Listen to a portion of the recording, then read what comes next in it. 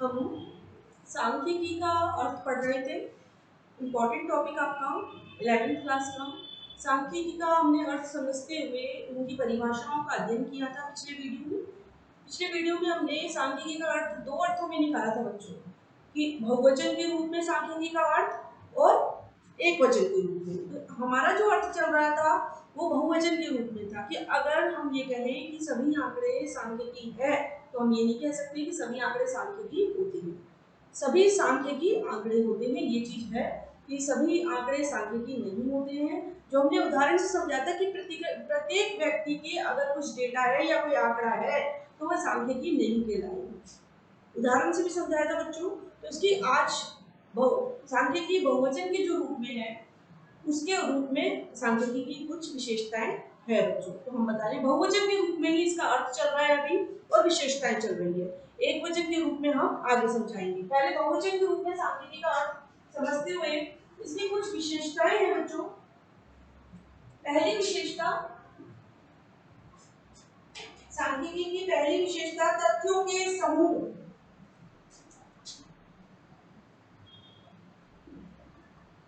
तथ्यों के समूह। देखिए हमने सांख्यिकी का जो अर्थ है वो बहुवचन के रूप में ही समझा कि सांख्यिकी को बहुवचन के रूप में, यानी कि सांख्यिकी क्या होता है, आंकड़ों के समूह को सांख्यिकी कहा जाता है। जैसा कि हमने उदाहरण दिया था बच्चों इससे पहले कि एक स्कूल में 600 बच्चे हैं तो ये सांख्यिकी नहीं है। एक स्कूल में 600 बच्चे हैं लेकिन कितने पहली क्लास में हैं, कितने दूसरी क्लास में हैं, कितने तीसरी क्लास में हैं, चौथी पांचवी, इस तरीके से हमारा कलेक्शन जो हुआ वो कहलाएगा सांख्यिकी है। कहने का मतलब एक डेटा सांख्यिकी नहीं होता, एक आंकड़ा सांख्यिकी नहीं होता। इसलिए ये पहली विशेषता भी इससे संबंधित ही है कि तथ्यों के समूह। सांख्यिकी का मतलब ही क्या है, तथ्यों के समूह का होना सांख्यिकी कहलाता है। तो बच्चों इसमें हम लिख सकते हैं एक अकेली संख्या, एक नोट डाउन करते जाए आप, एक अकेली संख्या समंक, एक अकेली संख्या समंक जिसको हम बोलते हैं अंकों का, अंकों बहुत सारे अंक जो होते हैं समंक नहीं कहलाती,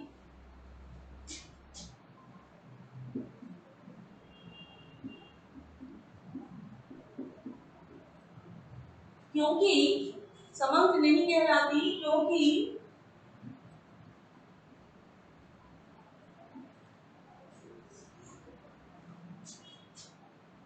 उसमें कोई निष्कर्ष नहीं निकाला जा सकता, क्योंकि उसमें कोई निष्कर्ष नहीं निकाला जा सकता। कहने का तात्पर्य वही कि अगर एक अकेली संख्या आपको बता दी गई है, स्कूल में 600 बच्चे हैं, तो इसके आधार पर हम कोई निष्कर्ष नहीं निकाल सकते। ये एक अकेली संख्या समंक नहीं कहलाती क्योंकि उसमें कोई निष्कर्ष नहीं निकाला जा सकता। इसके आगे हम लिखेंगे बच्चों, कंटिन्यू करेंगे इसको। अनेक तथ्यों से संबंधित, अनेक तथ्यों से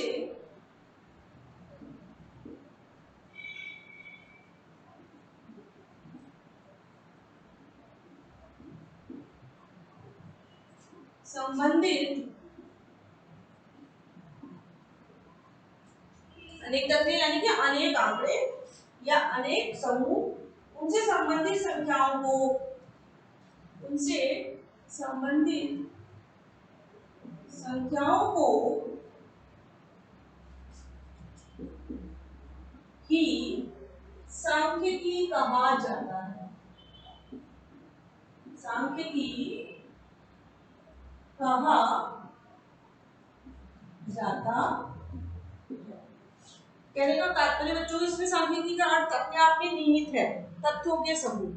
तथ्यों का समूह होगा तो ही सांख्यिकी कहलाएगा। एक अकेली संख्या समंक नहीं कहलाती क्योंकि इसमें कोई निष्कर्ष नहीं निकाला जा सकता। अनेक तथ्यों से संबंधित संख्याओं को सांख्यिकी कहा जाता है। नोट डाउन करें बच्चों, ये पहली विशेषता बहुवचन के रूप में।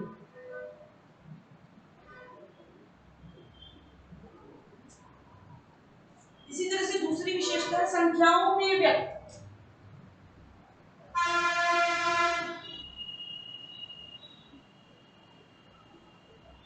संख्याओं में व्यक्त।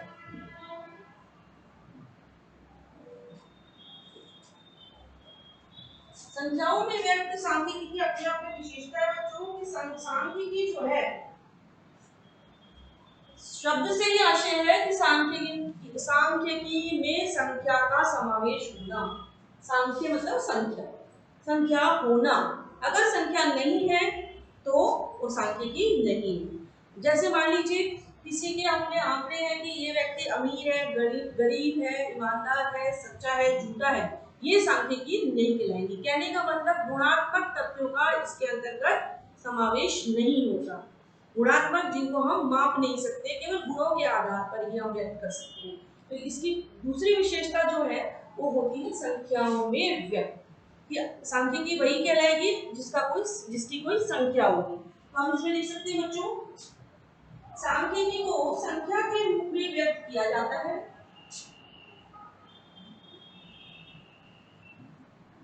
सांख्यिकी को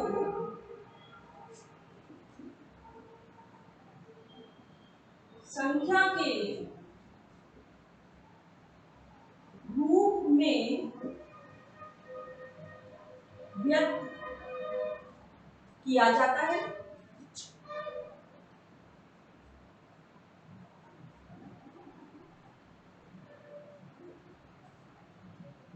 सांख्यिकी को संख्या के रूप में व्यक्त किया जाता है। गुणात्मक तत्वों जैसे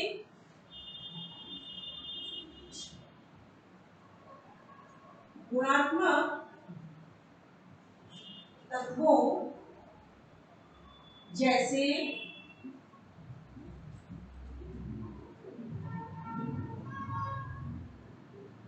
छोटा या बड़ा,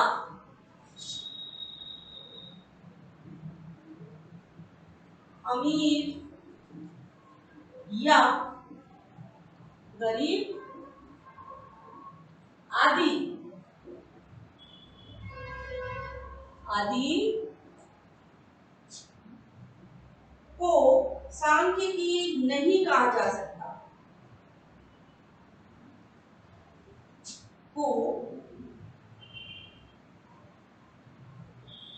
सांख्यिकी नहीं कहा जा सकता।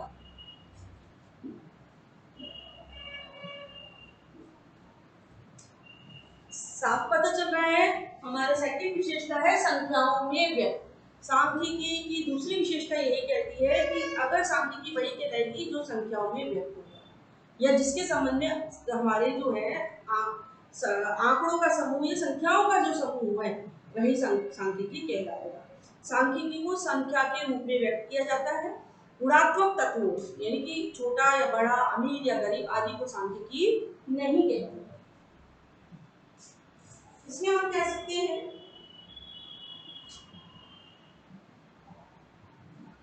कि अगर हम इसको उदाहरण से समझे बच्चों, कि मान लीजिए किसी व्यक्ति की लंबाई दूसरे व्यक्ति की लंबाई, कि एक व्यक्ति लंबा है, दूसरा व्यक्ति छोटा है, इस आधार पर हम उसको क्या कहेंगे, सांख्यिकी नहीं। लेकिन एक व्यक्ति की लंबाई मान लीजिए कह रखी है कि 5 फुट 10 इंच, दूसरे व्यक्ति की बता रखी है 6 फुट 2 इंच। तो यहाँ पर जो है संख्यात्मक जो हमारे पास तत्व आए हैं, तो उसके आधार पर हम ये कह सकते हैं कि 6 फुट 2 इंच जो है आपने बताई है, या 5 फुट 11 इंच जो बताई है, ये जो है तथ्य, इनको हम क्या कहेंगे, सांख्यिकी कहेंगे। कहने का मतलब अगर हम किसी व्यक्ति की लंबाई बता रहे हैं कि ये लंबा है और ये छोटा है, तो सांख्यिकी नहीं है। हम उदाहरण से समझ सकते हैं कि किसी व्यक्ति की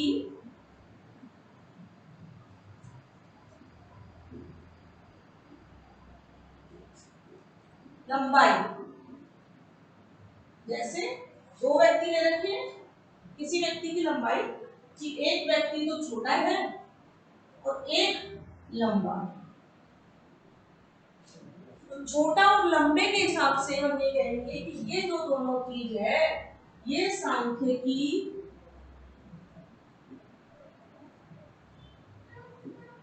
नहीं है। कैसे नहीं है?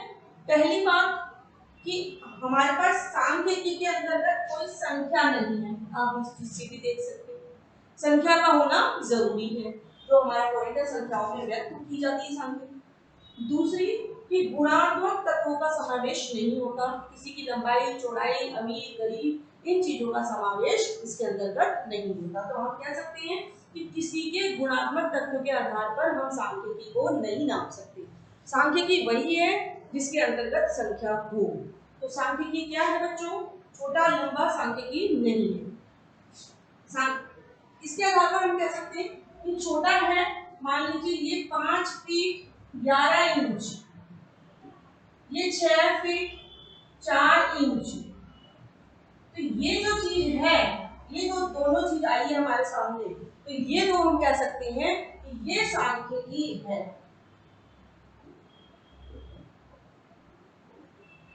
आ रहा है समझ में कि छोटा लंबा सांख्यिकी नहीं है, लेकिन संख्यात्मक तथ्य जैसे ही आए वो सांख्यिकी है। तो बच्चों आप नोट डाउन करें, एक उदाहरण से भी समझ लें कि हमने ये जो दिया है वो एक उदाहरण से समझाया है आपको। नोट डाउन करने से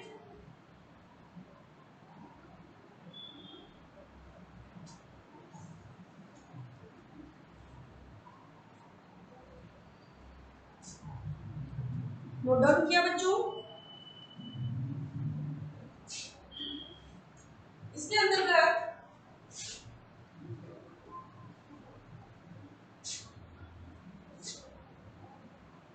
तीसरी विशेषता बच्चों जो हम बताने जा रहे हैं,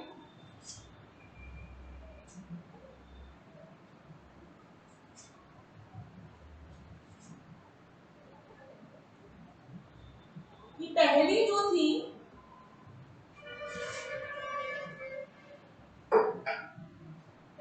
वो है तथ्यों के समूह होना, संख्याओं में व्यक्त होना, और साथ ही में हम तीसरी विशेषता बताएंगे बच्चों कि तीसरी विशेषता जो है वो क्या है कि अनेक कारणों से प्रभावित, अनेक कारणों से प्रभावित।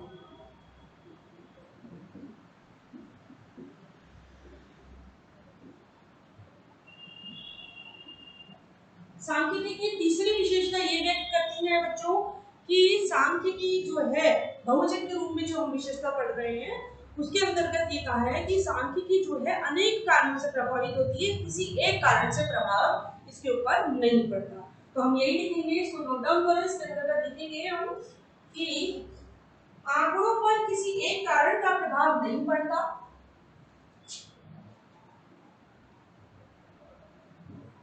आंकड़ों पर किसी एक कारण का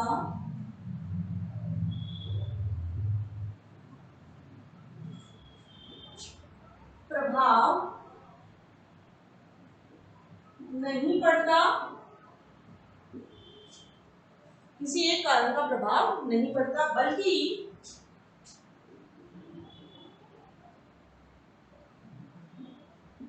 अनेक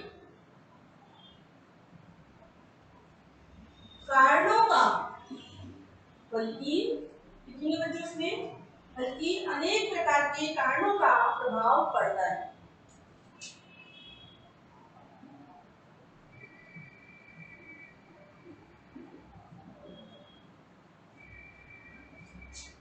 साथ ही में लिख सकते हैं बच्चों, यदि आंकड़े केवल एक ही कारण से प्रभावित होते हैं तो, यदि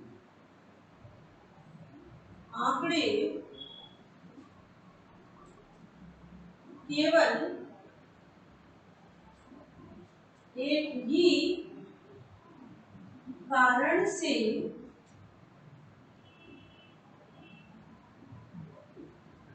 प्रभावित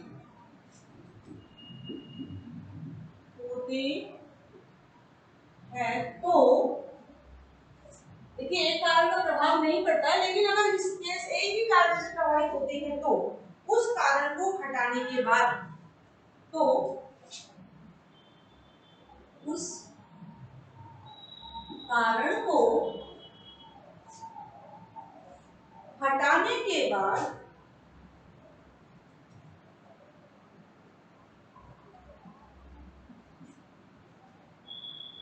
क्या होगा, एक ही कारण है, उस कारण को हटा दिया जाएगा, वे सामान्य हो जाएंगे, वे सामान्य हो जाएंगे।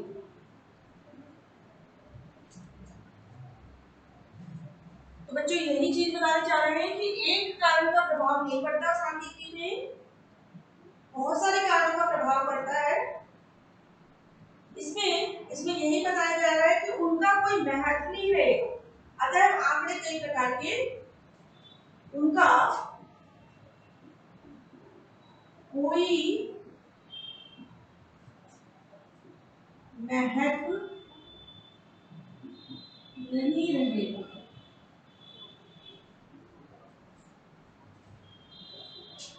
उनका कोई महत्व नहीं रहेगा, इसलिए आंकड़े जो है, इसलिए अतः आंकड़े कई कारणों से प्रभावित होते हैं। आंकड़े कई कारणों से प्रभावित होते हैं बच्चों। तो यही चीज बताना चाह रहे हैं कि सांख्यिकी की जो है विशेषताएं, कि जैसे मान लीजिए किसी उदाहरण के लिए हम बता सकते हैं कि किसी वस्तु की कीमत में वृद्धि होने से उसकी मांग में कमी या ज्यादा होती है, तो उससे ये चीज प्रभावित नहीं होती है। यानी कि किसी की एक तथ्य से दूसरी चीज प्रभावित नहीं हो रही, यानी केवल एक ही कारण से ये सांख्यिकी प्रभावित नहीं होती, ये अनेक कारणों से सांख्यिकी के ऊपर प्रभाव पड़ता है। अगर एक कारण है तो उसको हटा दिया जाता है, उसका कोई महत्व नहीं रहता है, यही ये पॉइंट बता रहे हैं। जैसा कि इसमें बता रखा है कि दरों में वृद्धि, बिजली की दरों में कमी आदि, इन सब चीजों से ये जो फैक्टर्स हैं, इनका जो प्रभाव है ये सांख्यिकी पर नहीं होता, जब तक कि अनेक कारण नहीं हुए। कहने का मतलब वही तथ्यों का समूह होना जरूरी है। अनेक का मतलब ही यही है कि काफी सारे, बहुत सारे जहां आएंगे वहां यही मतलब है समूह। तो सांख्यिकी का मतलब ही यही है कि समूह, आंकड़ों का समूह होना आवश्यक है। तो अनेक कारण से ही प्रभावित होगी, यही इसकी तीसरी विशेषता है बच्चों। इसके बाद हम चौथी विशेषता पर आएंगे।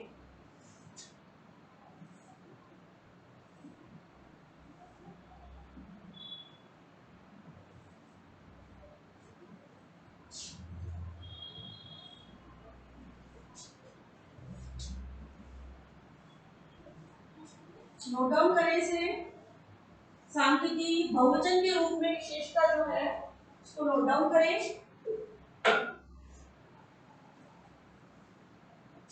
इसमें लिखिए, चौथा पॉइंट लिखेंगे उचित मात्रा में शुद्धता।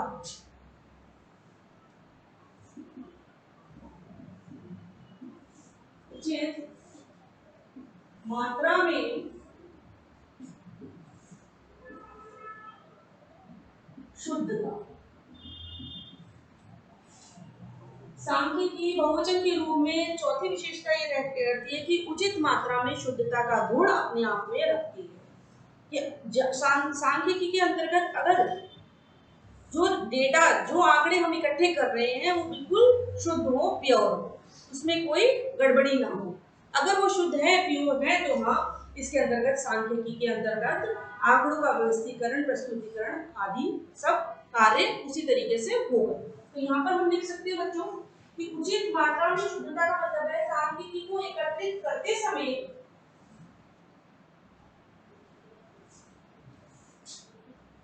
सांख्यिकी को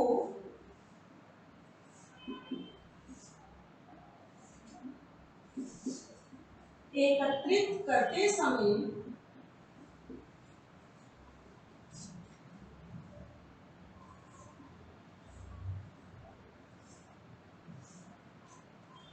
जब हम डेटा को एकत्रित कर रहे हैं, कलेक्ट कर रहे हैं, उस समय शुद्धता के एक उचित स्तर को, शुद्धता के एक उचित स्तर को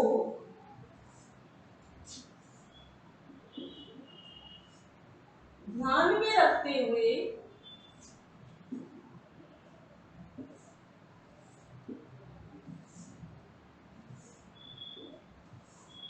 सांख्यिकी को एकत्रित करते समय शुद्धता के एक उचित स्तर को ध्यान में रखते हुए क्या चीज होनी चाहिए बच्चों? ध्यान में रखते हुए इस अनुसंधान के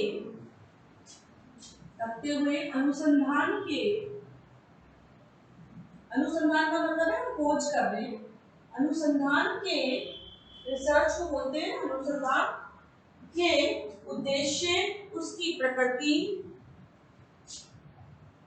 उद्देश्य उसकी प्रकृति,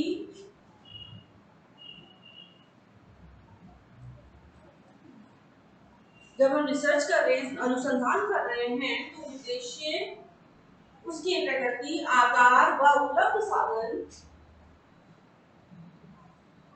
आकार व उपलब्ध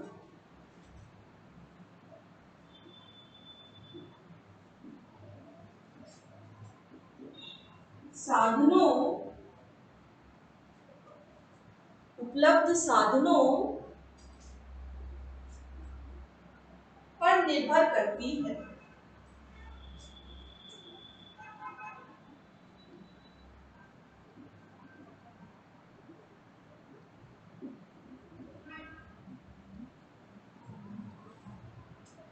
तो बच्चों, सांख्यिकी की जो विशेषता है, या बहुवचन के रूप में हम पढ़ रहे हैं सांख्यिकी की विशेषता, उसका चौथी विशेषता ये कहना चाह रही है उचित मात्रा में शुद्धता।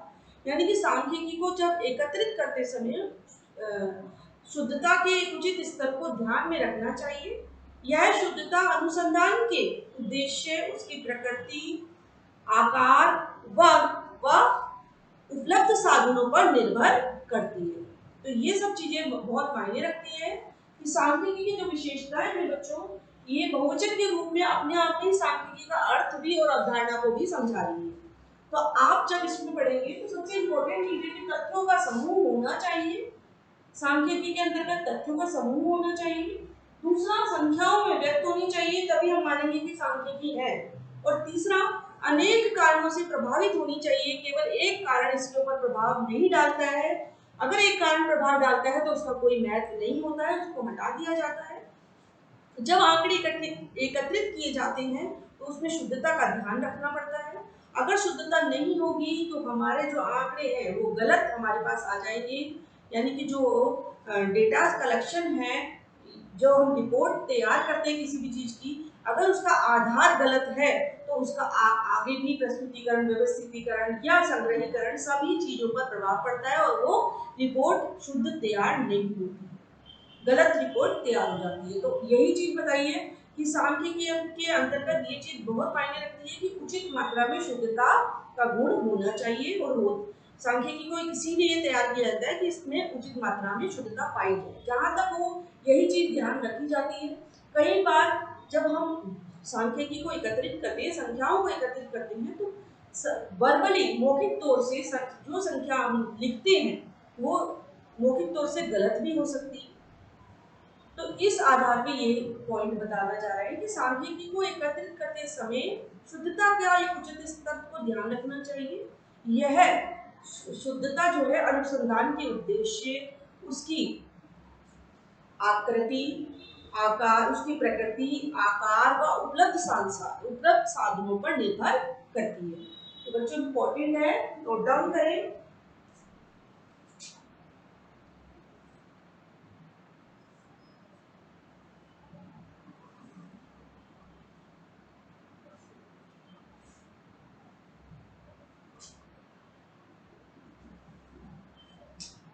तो आपने आज के हमारे इस वीडियो में सांख्यिकी की जो विशेषता है वो बहुवचन के रूप में पढ़ी बच्चों। बहुवचन के रूप में हम पहले ही बता रखे हैं आपको, दो डेफिनेशन दी थी बहुवचन के रूप में कि एएल बाउल के अनुसार बताई थी सांख्यिकी को। वही बताया कि सांख्यिकी में तत्वों का समूह होना चाहिए, संख्याओं में व्यक्त होनी चाहिए। इस तरीके से आपको परिभाषा के रूप में समझाया, क्योंकि प्रश्न ये आ जाता है कि सांख्यिकी का अर्थ समझाते हुए इसकी विशेषता का वर्णन कीजिए। तो सांख्यिकी का जब अर्थ आप समझाएंगे तो आप सिंपल लैंग्वेज में बहुवचन के रूप में और एक वचन के रूप में इसका अर्थ समझाएंगे। बहुवचन के रूप में आपको सिर्फ यही बताना है कि सांख्यिकी को, यानी कि आंकड़ों के समूह या औसत समूह को हम क्या कहते हैं, सांख्यिकी कहते हैं। तो ये बहुवचन के रूप में किसी एक व्यक्ति के संबंध में अगर कोई आंकड़े है तो वो सांख्यिकी नहीं कहलाता। अब उदाहरण से भी बता सकते हैं कि किसी की व्यक्ति की जेब में 500 रुपए है तो वो सांख्यिकी नहीं कहलाता। 500 रुपए वो किस किस चीज में खर्च कर रहा है तो ये सांख्यिकी कहलाएगी। या उनके साथ और भी व्यक्ति हैं और उनकी जेब में कितना पैसा है, ये सांख्यिकी कहलाएगी। यानी कि कहने का मतलब संख्याओं का अधिक होना, उसमें काफी सारे कारण होने, ये सारी बातें सांख्यिकी के ऊपर निर्भर करती है। तो आप ये चीज ध्यान रखें बच्चों, अच्छे से आपको समझ में आ गया होगा कि सांख्यिकी जो है विशेषताओं के अंतर्गत साफ पता चल रहा है कि सांख्यिकी संख्याओं में व्यक्त होनी चाहिए, अनेक कारणों से प्रभावित होनी चाहिए, तत्वों के समूह होने चाहिए और प्योर होनी चाहिए, यानी कि उचित मात्रा में शुद्धता होनी चाहिए। तो आज के हमारे वीडियो में आपने सांख्यिकी की कुछ विशेषताएं पढ़ी बच्चों, और इसको अगले वीडियो में कंटिन्यू करेंगे क्योंकि इसकी 4 विशेषताएं और बची हैं। सांख्यिकी की 4 विशेषताओं को हम अगले वीडियो में कंटिन्यू करेंगे और इसको कंप्लीट करेंगे अपने इस टॉपिक को। तो आपका एक क्वेश्चन तैयार हो जाता है कि सांख्यिकी का अर्थ बताते हुए इसकी विशेषताओं का वर्णन कीजिए। तो जब आपको कई बार क्वेश्चन आता है इसकी 4 विशेषताओं का वर्णन कीजिए, कई बार आ जाता है सांख्यिकी की केवल विशेषताओं को बताइए, कई बार सांख्यिकी का अर्थ आ जाता है कि एक वचन के रूप में या बहुवचन के रूप में सांख्यिकी का अर्थ को समझाएंगे। तो आज की वीडियो में हमने सांख्यिकी की कुछ विशेषताएं बताई बच्चों, 4 विशेषताएं हैं। 4 विशेषताओं को हमने पॉइंट टू पॉइंट आपको बताया और समझाते उदाहरणों की सहायता से भी आपको इनको समझाया। तो आपको आज हमारे इस वीडियो में इसकी विशेषताओं को समझते हुए इसका अर्थ को भी समझ में आ गया होगा बच्चों। तो हम अपने अगले वीडियो में इसको आगे कंटिन्यू करेंगे इसकी विशेषताओं को। तब तक के लिए आप अपने नोट्स तैयार करें, टाइम टू टाइम आप इसके अंतर्गत पढ़ते जाएं और फीडबैक देते जाएं बच्चों। काम पूरा करके भेजें, तभी हमें पता लगेगा कि आप काम कर रहे हैं या नहीं कर रहे हैं। तो हमारे जो नोट्स बनाते जा रहे हैं हम उनको भेजिए, कॉपी में विद नोट डाउन करके हमको भेजिए, ताकि हम देखें अपना काम आपने कितना किया, कितना बाकी है। तो आज का वीडियो सांख्यिकी की विशेषताएं, 4 विशेषताओं के साथ खत्म हो रहा है बच्चों। इसके साथ अगली विशेषताएं हम आपको अगले वीडियो में देंगे।